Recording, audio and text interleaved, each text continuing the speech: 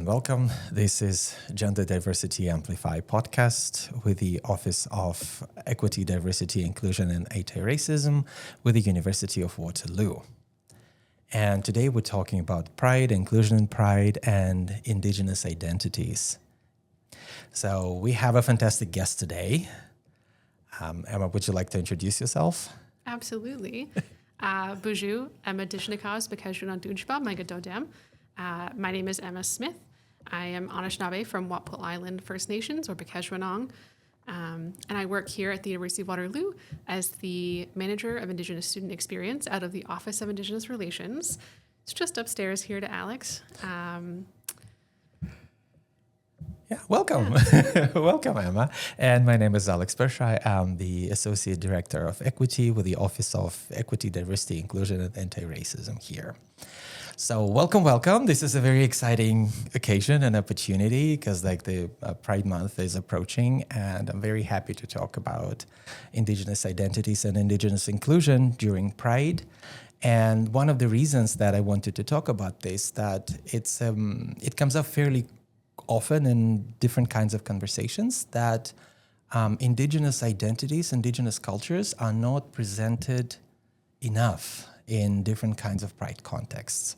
Would you agree with that, or would you say it's actually the opposite? So how do you feel? I would certainly agree with that. Before this podcast started, we touched a bit briefly in our own conversations about what is Tri-Pride, which is the Pride representation within the Kitchener, Cambridge, and Waterloo area of the Tri-Cities. And there, is at the time of recording this podcast, a bit of backlash in terms of their representation or inclusion of Two-Spirit and IndigiQueer content. I'm unfortunately not super involved in that group. I live over in Stratford, and I try to go home to engage in Pride in my own community. They have for 2 years now, or 2 or 3 years, had a very small Pride barbecue in our very small community, and it's very sweet. But I've attended Pride in the very large metropolitan Toronto area, and I do remember one year they do kind of rotating leads or hosts of the parade, and the one year I was so excited because it was Two-Spirit Pride. It was going to be led by Kent Monkman, who's an amazing Two-Spirit and drag artist within Toronto and in the Indigenous sphere in Canada. And I was so excited to see him lead Pride and this group of folks lead Pride. And unfortunately, that's not really what happened.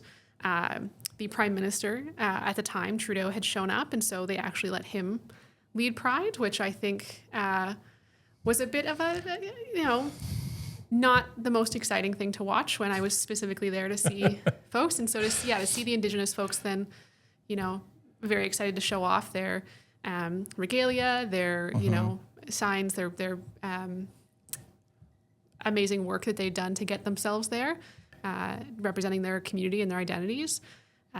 Just sort of runner up to a white man was, certainly I think a perfect example of what inclusion and pride might look like today. Yeah, it's I think it was a message to all of us actually that we need to remind ourselves more and more often that, what kind of identities are privileged during Pride, especially the Pride Month, when everything becomes so amplified, so visible, so much on the surface, and see maybe somebody's left behind, maybe somebody is not represented enough, or maybe somebody's just misunderstood in the whole concept of, Western identities of gender identity, gender expression, and sexual identity as well.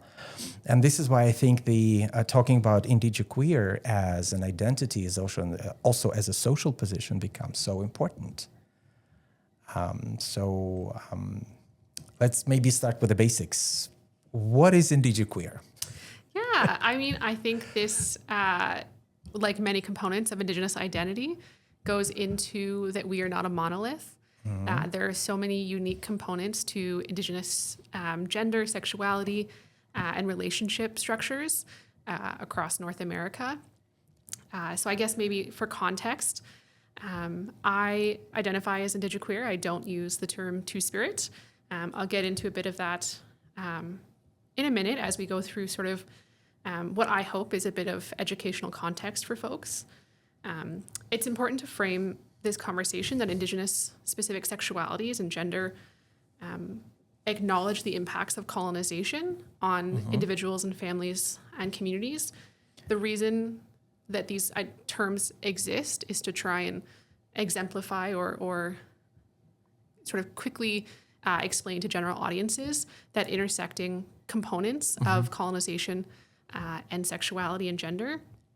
So right now in 2026, we do get to live in what I would say is a very beautiful resurgence of Indigenous queer identity, but that does, I'm sure, leave the general public with a lot of questions as to what these mean. So I'm hoping the conversation today can help shed some light on the terms and at least start the conversation for folks to get learning. So this obviously is maybe framed around my own experience, as I said, being IndigiQueer and my journey of learning how I love and who I love. I do also, maybe identify is not the right term, but I am polyamorous. I have multiple partners, and that just means that I acknowledge that I want or have multiple really complex relationships with people in an attempt for a non-hierarchical structure. But yeah, I have some maybe not necessarily definitions, but some talking points to go through to help folks learn. So I'll start with Two-Spirit. Two-Spirit is specifically a pan-Indigenous term. So when we say pan-Indigenous, it just means that it's used broadly across most nations. I won't say all nations because it's not universal. It's, folks will use the terms that work best for them. And it's important that I think we as individuals listen to the folks that we're trying to represent. But it's a long-standing term. It started about in the 90s at not the first, but I think one of the first few First Nations specific gay and lesbian conferences in Winnipeg. It's not a global term. I think is really important. It is specific to the context of First Nations, Métis, and Inuit here within Turtle Island, or specifically Canada, United States. It doesn't reach all of the United States necessarily, but it is sort of within many communities across Turtle Island. There's tons of folks you might see online who identify this way and get to represent their uniqueness, nerve and talent. And it does refer to Indigenous folks who embody diverse gender roles, sexuality, and specifically spiritual identities. It helps amplify Indigenous perspectives of gender and spirituality rather than using the Western frameworks. So even though we are using English words, I think it's important to note that it's an attempt to broadly sweep these amazing, unique cultural components, but it's not synonymous with 2S LGBTQIA+. Though there is some overlap, it's, like I mentioned earlier, that intersecting component of colonization and Indigenous sexuality. But not all Indigenous folks will identify as Two-Spirit, like myself. In my teachings, Two-Spirit is a specific role in community. If you think of it from a historic lens, these were folks, and there are languages that have specific words for them who could take up a unique role in community. I was always sort of under the impression, or the teachings that I were given were that it was a bit of a mediation role. It was somebody who could really identify many aspects of life within different roles in community. Or it could also, represent a community leader, somebody who had this knowledge and this understanding. But so from my perspective, it's a responsibility and a role that I don't think necessarily encompasses my experience of, I just like dating women. And so it does come from, a bit of a historic lens that represents this unique experience of being Indigenous within the 2S LGBTQIA+. And these words, these English words, really allow us to communicate with the general public quickly. there's tons of terms in different areas of the queer umbrella that are specific to that identity that help a bit of code switching as well with other folks.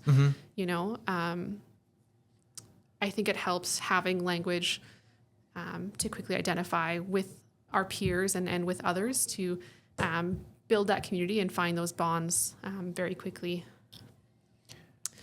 Can I just interject a little bit? So I think it's important if we go back a little bit, and you mentioned something very important, that we try to explain Indigenous terms with Western words. Do you think it's actually possible entirely? Yes, we can kind of describe it partially, but do you think, and you mentioned that there's no direct correlation between the English terms and then the Indigenous identities and the meaning of Indigenous identities, but I'm just trying to kind of capture this sense of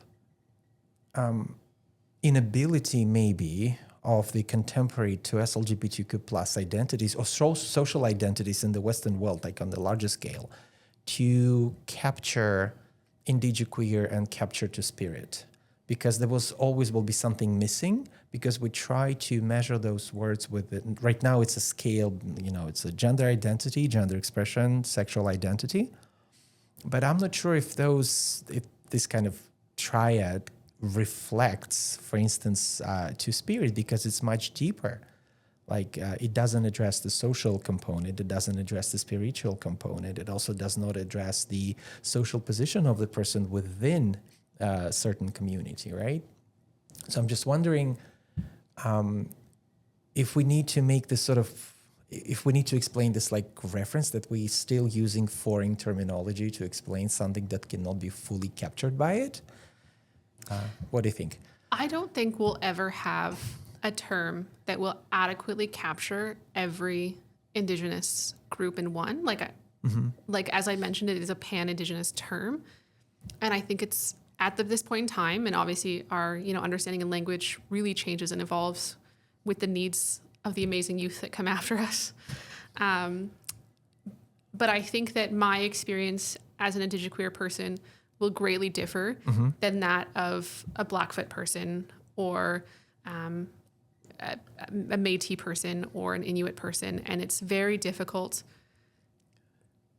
to find a term that may capture the social impact within those areas that I don't experience. And so I think this is the closest we have for now. But, as I mentioned, not every Two-Spirit person or IndigiQueer person will use those terms. Some have reclaimed their Indigenous languages and asked to be referred to or referred to their own identity within that. I got to experience a great Two-Spirit hide camp. So I got to go do tanning of hides and learning these cultural practices. And they called it Nijmane Duwag, which does translate to Two-Spirit. I don't know if then we're just switching the English terms back into Anishinaabe, or I'm not sure what the historical term would have been but it is the language that we have now to try and capture those experiences and those relational components we have with each other. Can I challenge you a little bit? Do you think that actually the fact that you need to have a term for Two-Spirit is the part of colonization? Yeah, I'm sure. That everything needs to have a box. Everything needs to have a box. We all need to fit into something. However, yes, as English language, it is very difficult to sort of limit those pieces. And so I think that does kind of stem into a bit of why some Indigenous folks will use IndigiQueer, because it provides a bit more of that IndigiQueer provides a bit more of that contemporary umbrella without using gender-specific components. It doesn't necessarily get into these gender areas, but attempts to cover sort of the Indigenous identities within the 2S LGBTQIA plus community.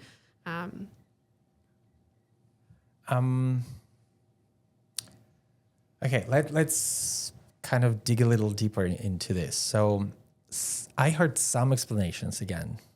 I don't know if it's true or like correct or incorrect, but some people say that IndigiQueer is more about sexual identity, while Two-Spirit is about more gender identity.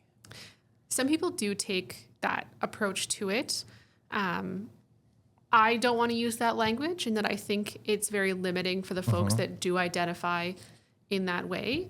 I will say that I think both identities challenge cis-heteronormativity and the gender binaries, but that IndigiQueer as an identity does maybe focus more on the sexuality and relationship structures. Yeah. I did actually have maybe a fun note as to maybe how I view the distinctions of Two-Spirit and IndigiQueer, which is that I often think Two-Spirit is an attempt at decolonizing gender and sexual identities, because it's attempting to shift away from the existing colonial structures and use these historic components into contemporary life, whereas IndigiQueer, I think, is an attempt at indigenizing.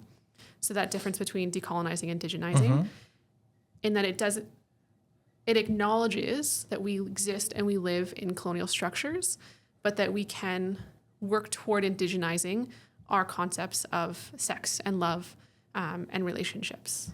This is very deep. Yeah. Because, I think actually partially like in British Columbia, what they do now is that they kind of write the abbreviation of 2S LGBTQ plus differently. They do 2S Two-Spirit and / and LGBTQ plus, which kind of like sets exactly what you just described. So like detaching yourself from the colonial system and like trying to approach the whole issue and engagement with Two-Spirit identities from a different angle. On the other hand, when we talk about IndigiQueer identity, I think it's also very powerful in terms of indigenizing the system, exactly, but because it's also, you cannot really remove the colonial system just overnight. It's so deeply engraved and there's so much damage has already been done that moving forward with that adaptation could be a really good strategy. But then again, I cannot really speak from that perspective, but I do see the powerful moment, the powerful component in it. Would you agree with that? Or would you say that it's just something that my Western mind tries to I think particularly in an urban setting, we cannot escape the colonial structures. We live in them, we breathe in them. All of our relationships are really tied to how that works. However, there are plenty of academics who are encouraging us to try and, indigenize our ideas of love and relationships. And I think that that's certainly an area that many folks, not just Indigenous folks, can try to indigenize or work towards decentering colonial structures. Yeah, so you brought up a very important point that when we talk about 2S LGBTQ plus identities and expressions and orientations, we do not mention relationships. And I think it's important because we kind of trained or conditioned to think about gender identity or gender expression in a certain way, because in a lot of cases it's detached from the relationship structure, but it's also kind of imposes the unified standard of a heteronormative marriage, heteronormative relationship that kind of involves usually two people who are, have a specific kind of arrangement, which also is not just like, it's not just a romantic arrangement. It's also a social arrangement, political arrangement, and economical arrangement too. And when we think about Indigenous identities, it could be something entirely different, because it stems not necessarily from the social function. It also goes deeper into spirituality and also into historical traditions. And I think you describe it really well here. Yeah, I mentioned earlier that I'm poly, but I wouldn't say that I always thought about that growing up. It's not something that ever crossed my mind, but I will note that I certainly, in reflecting on what to talk about today, it came to me that maybe some of my ideologies were certainly leaning toward ethical non-monogamy.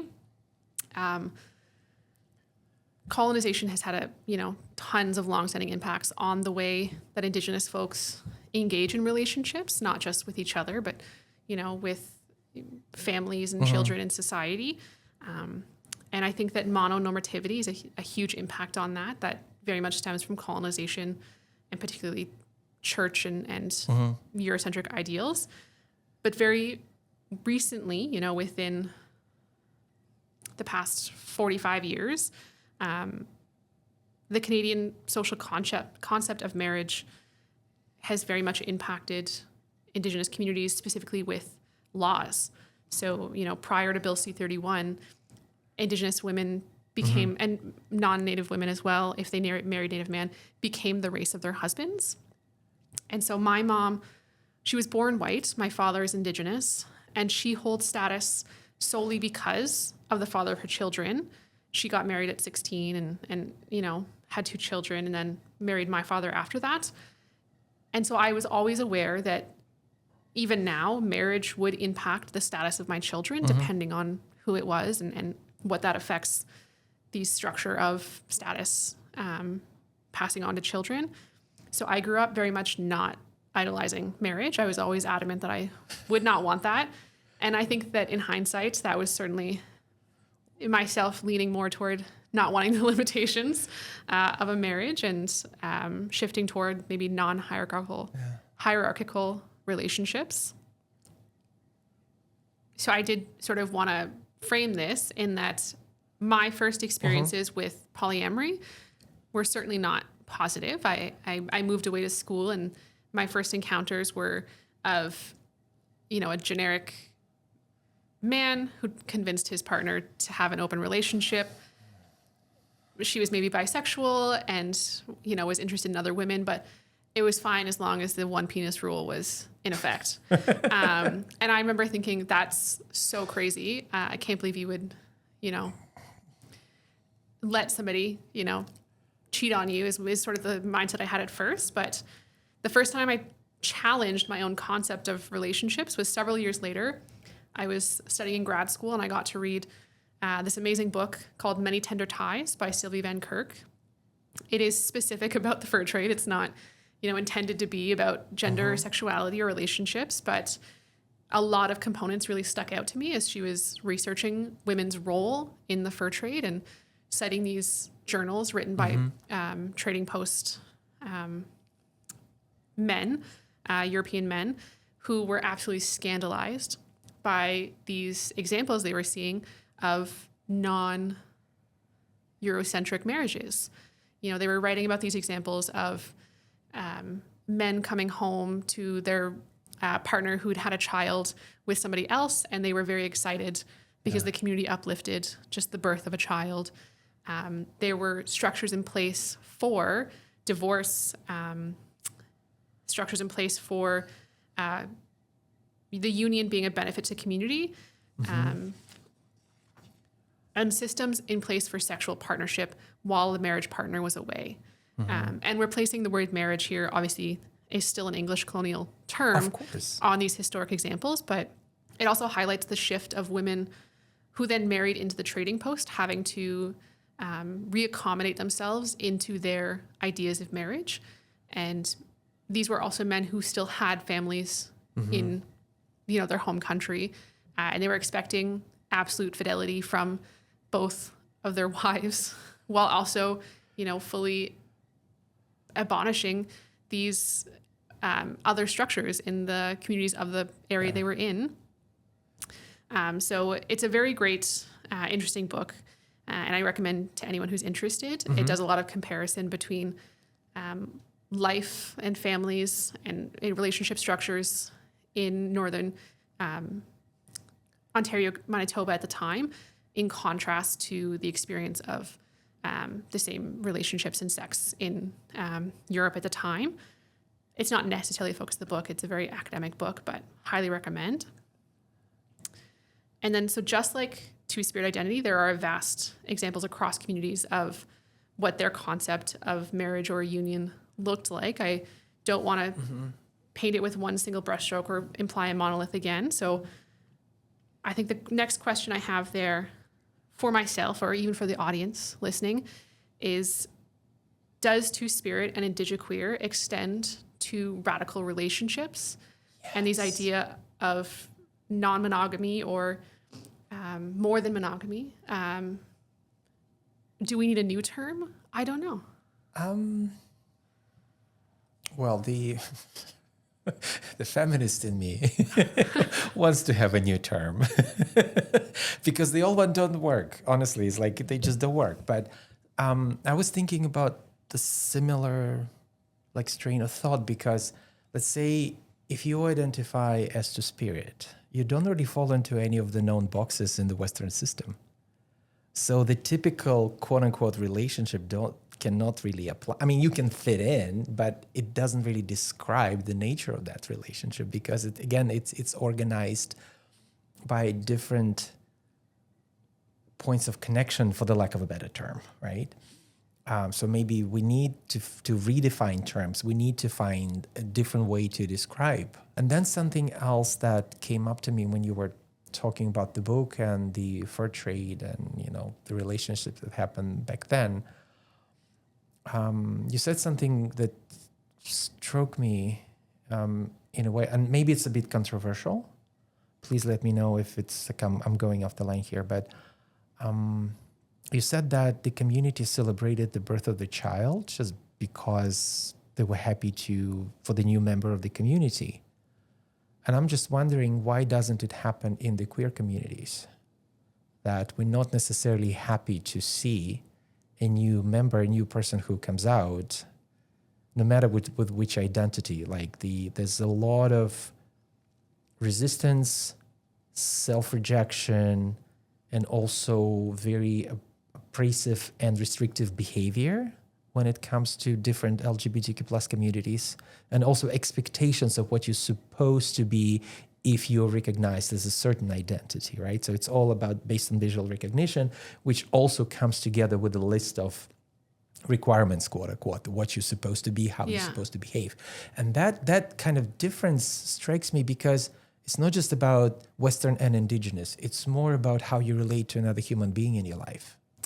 I think you kind of touched on it earlier, that there's so much work that predates us being here today. Mm-hmm. There are so many radical individuals, many who are unnamed, who took years of effort and work to get us where we are today. Yeah. And so while they obviously were doing great work, trying to educate folks and get, at the time, what they viewed as the best language we had to describe these terms, I do often use the term bisexual for myself as well. And a lot of the younger generation maybe would say that is not trans inclusive. Both of my partners are under the trans umbrella. And it's not to say I use it, because I think the intentional work that went into it from folks in the 80s and the 90s was with trans addition. It was never meant to be exclusive, from my understanding. But I don't deter others from using, pansexual. I think it will always be the next generation that continues to expand. We're, attempting to look for terms now that try and bring in relationship, if that's the hope. It will continue to push boundaries and will continue to push the umbrella wider. And I think many folks sort of make the assumption that it's trying to take away and undo the work that they had done to get us here.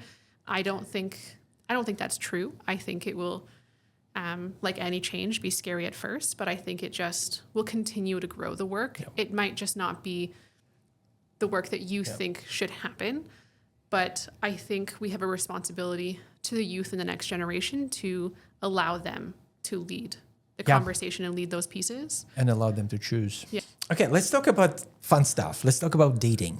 Yeah. So there is a new show that is coming up that you mentioned. Yes, I think at the time of this airing, and if we get this out correctly, there's a beautiful new TV show called Reservations for Two. The res being a play on words and a capitalization there. It's by Kai Potts and Scott Wabineau. It's an Indigenous dating show, and I haven't seen it yet, but the casting was completely, all genders, all sexualities. It's a blind dating show where folks will just be set up based on the two hosts, and it's being released on June 15th on APTN, which is the Indigenous streaming and TV network for Canada. It's a wonderful place to go learn a bit more and continue the conversation from here. Yeah, I'm excited about. For one, full disclosure, I love relationship stuff. I love talking about relationships. I like researching relationships, and maybe I talk about it too much. But, well, it allows me to connect to people on a different level. But at the same time, I think that again we need to know more about how things could be, because in the end of the day, every union, every partnership decides for themselves, be it 2 people, 3 people, 4 people, no matter what the arrangement is. But then it also goes hand in hand with societal expectations, let's say, of, like if you do this, nobody canceled heteronormativity and cis-normativity. It's still there. It's still very oppressive to the extent that, queer couples could be persecuted in public, or also like some families could reject and non-traditional unions, for the kids and so on and so forth. The general public sometimes talks about how there's, a higher number of folks who use these terms or identify in this way. And it's not to say that we didn't exist before the language was there. We just now have the language to easily communicate that, but that the feelings were always there. Well, let's talk about the ways to cope and exist. Yeah, I think, while a lot of we've talked about today includes the colonial impact, including, binary gender systems, colonial patriarchal ideal of gender, Christian moral frameworks, monogamy, capitalism, placing love as a resource with a value on it. Those obviously come with a lot of consequences, including, suppression of Two-Spirit roles, violence, the high rates of missing murdered Indigenous women, Two-Spirit, and girls. But it's important to frame that because we have the language now, there is a resurgence in folks coming forward with these identities, presenting queer love. There's these, I apologize, I don't remember their names. I'll try and find it so we can place it in the webpage. But these powwow dancers that are dancing in regalia in a same-sex relationship on the powwow trail, they're very much celebrated in many areas. I think there's a lot of work to continue, but showing that community resilience also then translates into a lot of great visibility in media and art and academia. One thing I didn't get a chance to touch on is Kim Tallbear. We just had her come for the Winter Indigenous Speaker Series in 2026. I think we can link her talk as well. She talks so much about ethical non-monogamy, but also advancing beyond that and what does critical polyamory look like as a methodology. There being an increased presence in Two-Spirit and IndigiQueer creators, like the Reservations for Two that we just mentioned. And then I think one question that always comes up in talks like this or content is the audience is going to ask, what can I do? Or what do I do next? And I think getting connected in the local community, there is a great Two-Spirit center for youth here in the region called Willow River Center. It's run by 2 amazing folks who actually also sessionally teach here on campus. They run a number of events. There's often, Two-Spirit specific markets. You can go give money to Indigenous youth that are Two-Spirit, support them. And and their work. And I think certainly taking a look and learning a bit more about this content. Yeah, fantastic. Interesting. You put in your notes ways to cope and exist, and I put in my notes ways to cope and resist. That's fair, yeah.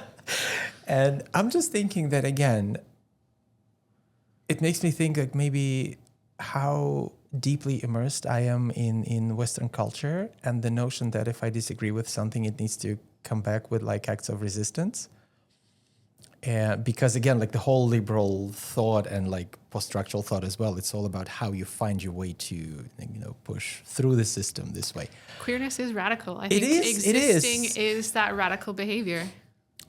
Well, true. Like the fact of our existence, yes, it's already a challenge. And again, it's not just, I think it's a collective movement in a way, and it needs to be understood on multiple levels by many people too. Well, thank you very much, Emma. Thank you very much for coming and sharing your thoughts with us. This was amazing. This was Gender Diversity Amplified podcast with the Office of Equity, Diversity, Inclusion, and Anti-Racism with the University of Waterloo. We hope to see you soon next time. Thank you so much.